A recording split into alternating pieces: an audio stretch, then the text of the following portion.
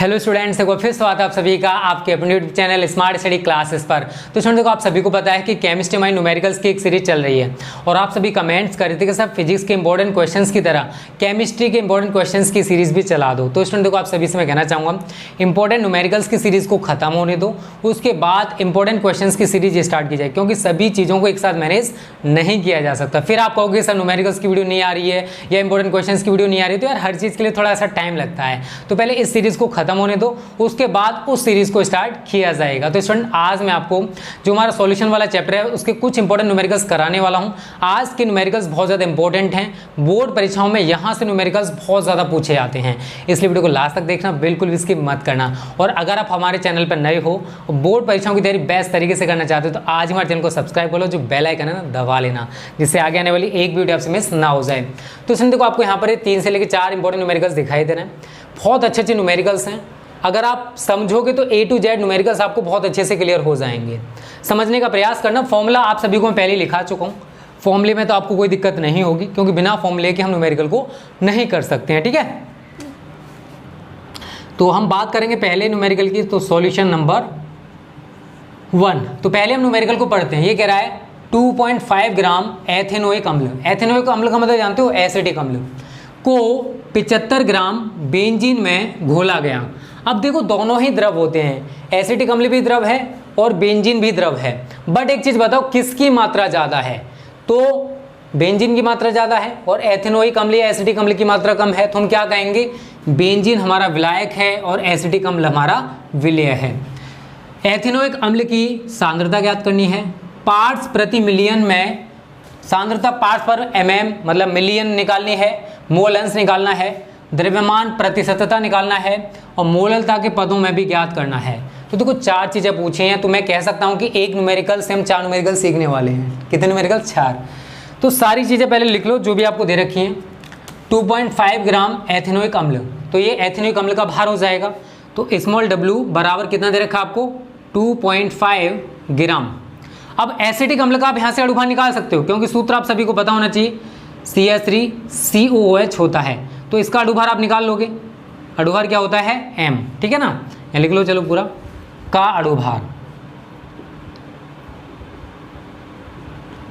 Small m बराबर, पहले इसका सूत्र देखो इसी से बनाओगे। कार्बन का 12 होता है, हाइड्रोजन का 1 होता है, तो 3 गुणा 1 प्लस 12 प्लस ऑक्सीजन देखो 2 हैं तो 2 गुणा 16 में, वैसे तो अलग अलग लिखा जाएगा बट एक जगह लिख दे रहा हूँ 1। तो 12 और 3 15 प्लस 12 प्लस 32 और 1 33, 33 और 12 45 और 15 60, मतलब इसका जो अणुभार है वो कितना निकल के आ गया? 60। 75 ग्राम बेंजीन है, तो कैपिटल W विलायक का भार हमें कितना दे रखा है? 75 ग्राम। इसी से इसका अणुभार निकाल लोगे आप, तो यहाँ लिखोगे C6H6 का अणुभार कैपिटल M। देखो कार्बन के 6 हैं तो 6 गुणा 12 हो जाएगा प्लस 6 गुणा 1, तो 12×72 प्लस 6 कितना आ गया? 78। क्लियर है सभी को? तो अभी तो हमने केवल वो चीज़ें लिखी हैं जो हमें दे रखी हैं, अब इसने जो जो पूछा है वो सारी चीज़ें हम लोग करते चले जाएंगे।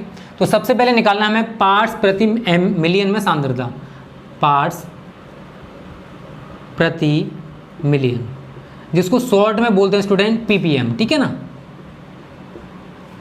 ppm स्मॉल p होता है सभी, पार्ट्स पर मिलियन।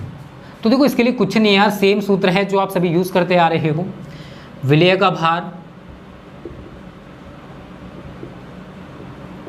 बटे विलियन का भार या विलियन का आयतन, और दोनों ही ग्राम में तो विलियन का भार। देखो एक चीज बताओ, विलेय का भार हो गया बटे विलियन का भार, पार्ट्स प्रति मिलियन। मिलियन का मतलब आप सभी जानते होंगे 10 लाख होता है। मिलियन का मतलब क्या होता है? 10 लाख।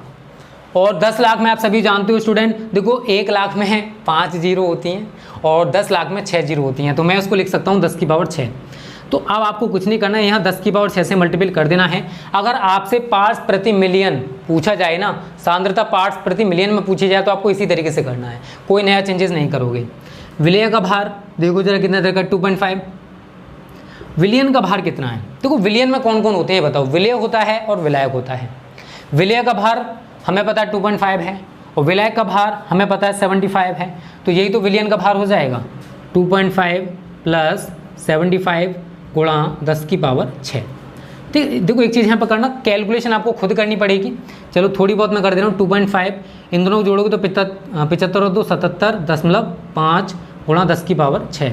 पॉइंट से पॉइंट काट दोगे तो 25/775 गुणा 10 की पावर 6। कैलकुलेशन कर लेना, इसका यूनिट कोई भी नहीं होगा क्योंकि पार्ट्स पर मिलियन में हमने सांद्रता निकाल ली है। तो पहला टॉपिक हमारा समाप्त हो चुका है। उम्मीद करता हूँ आपको समझ आ गया होगा। अगर समझ आ गया है ना तो जल्दी से स्क्रीनशॉट ले लो, फिर आगे डिस्कस करते हैं और भी जो पॉइंट्स बचे हुए हमारे उन पर। ठीक है,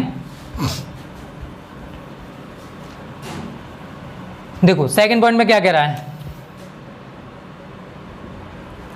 सेकंड पॉइंट है मोल अंश, मतलब एथेनोइक अम्ल का मोल प्रभाज या मोल अंश निकालना है। तो देखो मोल अंश या मोल प्रभाज निकालने के लिए आपको विलेय के मोल और विलायक के मोल पता होने चाहिए। तो यहाँ से आप विलेय के मोल स्मॉल एन निकालोगे तो विलेय का भार कितना दे रखा है 2.5 बटे विलेय का अणुभार कितना दे रखा है 60। पॉइंट हटाओगे 0 बढ़ा लोगे तो 25/600, 5 से काट दो 5×25, 5×5 और एक इधर ले 5 दूनी 10 0, फिर 5 से काट दो 5 दूनी 10 2 0 मतलब 2 0, 5 चौके 20। तो कितना आ गया 1/24। कितना आ गया 1/24, 1/24 मोल।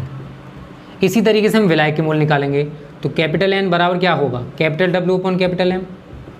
तो कैपिटल डब्ल्यू देखो जरा आपको कितना दे रखा है 75 और कैपिटल एम देखो जरा आपको कितना दे रखा है। कैपिटल एम कहाँ है हमारा 78, ठीक है ना। अब देखो आप इससे इसको काट कर कैपिटल एन का मान निकाल लोगे, ये हमारा मोल में निकल के आ जाएगा। ठीक है, समझने का प्रयास करना क्योंकि अगर मैं कैलकुलेशन करने लगा, ज़्यादा बड़ी कैलकुलेशन नहीं है, 78 से 75 को डिवाइड करना है यार केवल। तो यहाँ पर मोल निकल के आ गया। फिर आपको CH3COOH का मोल अंश या मोल प्रभाज निकल के आ जाएगा। आप सभी को पता है कि अगर विलेय है उसका मोल प्रभाज निकालोगे तो ऊपर विलेय के मोल बटे विलेय के मोल प्लस विलायक के मोल, आप ये वाला सूत्र लगा देना और आपका आंसर निकल के आ जाएगा। इतना तो कर लोगे। देखो कैलकुलेशन आप खुद करोगे, केवल तरीका सीखो कि किस टाइप से न्यूमेरिकल को किया जाता है, क्योंकि कैलकुलेशन आपको ही स्ट्रॉन्ग करनी है। जब तक आपकी कैलकुलेशन स्ट्रॉन्ग नहीं है तब तक कुछ भी नहीं होने वाला, इसलिए कैलकुलेशन को स्ट्रॉन्ग करो। ठीक है, तो जल्दी से इसका भी स्क्रीनशॉट ले लो। फिर आगे बात करते हैं थर्ड पॉइंट जो पूछा गया हमारा, द्रव्यमान प्रतिशतता। देखो न्यूमेरिकल्स बहुत ईजी होते हैं, बस आपको समझना आना चाहिए कि किस न्यूमेरिकल को किस टाइप से करना है। ठीक है, तो ये हमारा थर्ड न्यूमेरिकल है। इसमें क्या पूछा है आपसे द्रव्यमान प्रतिशतता, और द्रव्यमान प्रतिशतता का आप सूत्र शायद गलती से पता हो आप सभी को, वैसे तो पढ़ा चुका हूँ आप सभी को मैं।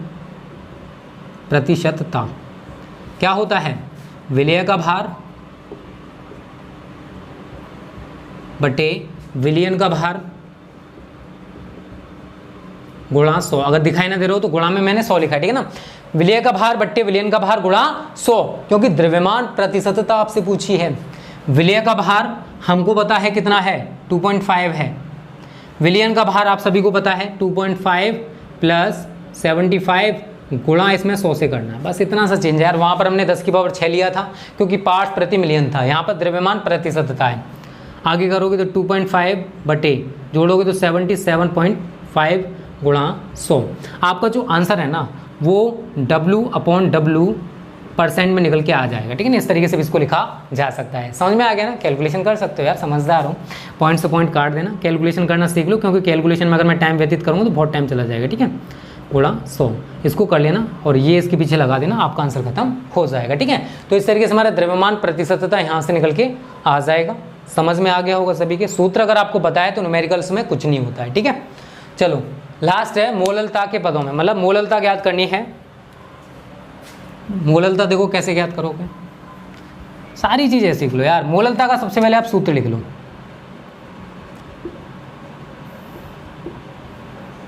क्या होता है विलेय के मूल, विलेय के मूल या विलेय का भार बटे विलेय का अणुभार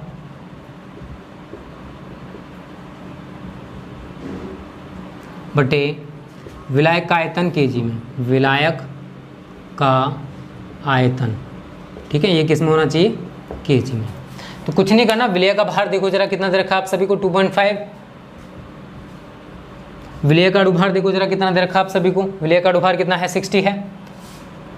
विलाय का आयतन देखो, विलाय का आयतन का मतलब जानते हो, विलाय का भार आपको कितना दे रखा है 75 ग्राम, बट हमें उसको केजी में यूज़ करना है। तो आप सभी को पता है कि अगर 75 में 1000 से भाग कर दूँ, आप सभी को पता होना चाहिए अगर ग्राम को किलोग्राम में चेंज करना चाहते हो तो 1000 से डिवाइड करना होगा। अब क्या करोगे, पहले का चौथे से मल्टीपल और दूसरे का तीसरे से मल्टीपल, तो 2.5 गुणा 1000 बटे 75 गुणा 60, तो 1 0 से 0 काट दोगे, आगे कैलकुलेशन कर लेना, आपकी मोललता निकल के आ जाएगी। तो समझ में आ गया ना। तो बहुत छोटी छोटी चीज़ें आप सभी के लिए मैं छोड़ रहा हूँ। जिन बच्चों को कैलकुलेशन में दिक्कत है वो कैलकुलेशन करने की कोशिश करें।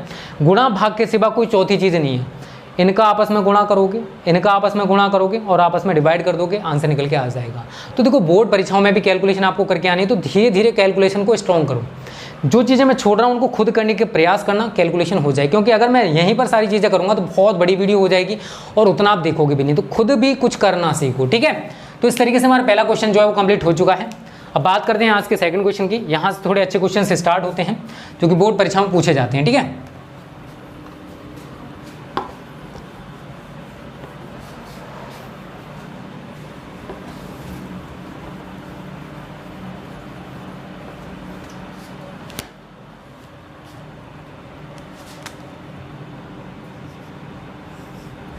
ये कह रहा है गन्ने की शक्कर के 1.17 ग्राम को 25 ग्राम जल में घोलने पर विलायक का क्वथनांक 0.01 डिग्री सेल्सियस 17 डिग्री सेल्सियस बढ़ जाता है। विलायक का अणुक उन्नयन स्थिरांक क्या होगा? समझने का प्रयास करना, जो मैं आप सभी को बताने वाला हूँ स्टूडेंट। देखो, जब भी अगर कोई विलायक है, ठीक है, अगर हमने उसमें कोई विलय घोल दिया तो विलय घोलने के बाद उसके क्वथनांक में वृद्धि हो जाएगी। जैसे मैं जल की बात करूं, जल का क्वथनांक 100 डिग्री सेल्सियस होता है और अगर हमने इसमें चीनी या नमक मिला दिया तो अब इसके क्वथनांक में वृद्धि हो जाएगी। हो सकता है हमने थोड़ा सा मिलाया है तो क्वथनांक में कम वृद्धि हो, ज़्यादा मिला दिया तो ज़्यादा वृद्धि हो जाएगी। थोड़ा सा मिलाने पर फॉर एग्जाम्पल मान के चलो कि 1 डिग्री सेल्सियस की वृद्धि हो गई, तो अब क्वथनांक में कितनी वृद्धि हो रही है उसको क्वथनांक वृद्धि कहते हैं। पहले उसका क्वथनांक कितना था 100 डिग्री सेल्सियस, लेकिन अब क्वथनांक में कितनी वृद्धि हो गई 1 डिग्री सेल्सियस की, क्योंकि अब उसका क्वथनांक कितना है 101 डिग्री सेल्सियस। तो क्वथनांक वृद्धि कितनी है 1 डिग्री सेल्सियस। दूसरी चीज हिमांक अवनमन में आपको पढ़ाऊंगा, क्वथनांक उन्नयन हिमांक अवनमन। अगर कोई विलायक है, ठीक है, और उसमें हमने कोई मतलब कोई विलय शुद्धि मिला दी, मतलब कोई अपद्रव्य मिला दिया, तो अब उसके हिमांक में कमी आ जाएगी। तो हिमांक में अवनमन होता है अशुद्धि को मिलाने पर और क्वथनांक में वृद्धि होती है, तो इसलिए इसको क्वथनांक उन्नयन और उसको हिमांक अवनमन कहा जाता है।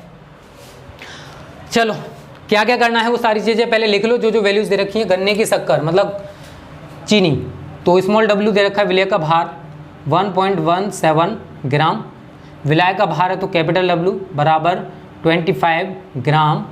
विलायक का क्वथनांक इतने डिग्री सेल्सियस बढ़ जाता है, क्वथनांक वृद्धि है तो इसको डेल्टा TB से लेते हैं। डेल्टा TB कितनी है 0.017 डिग्री सेल्सियस बढ़ जाता है। आगे कह रहा है विलायक का अणुक उन्नयन स्थिरांक क्या होगा? अणुक उन्नयन स्थिरांक जानते हो, ये होता है KB। वैसे मोलल उन्नयन स्थिरांक को KB कहा जाता है, बट उसने अणुक बोला है तो लास्ट में आपको अणुक बताऊं कैसे अणुक निकाला जाता है।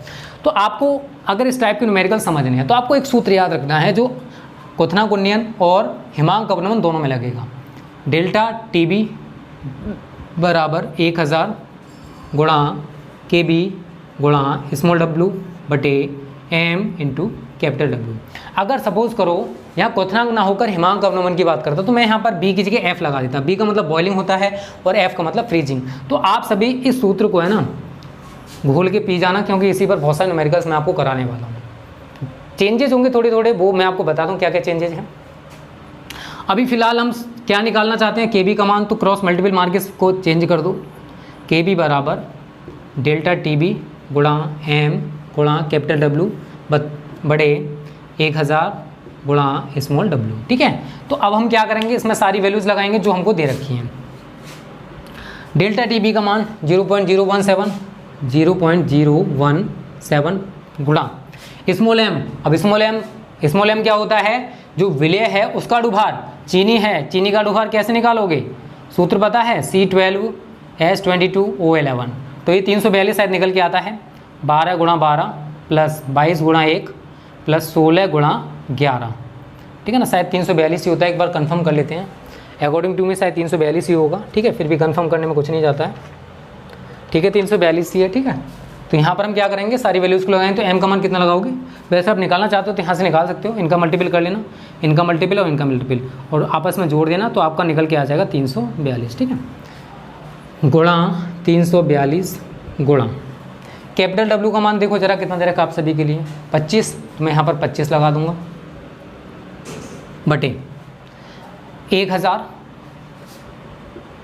गुणा स्मॉल W कितना दे रखा 1.17, ठीक है। अब समझने का प्रयास करना कैसे कैलकुलेशन को इजी करोगे।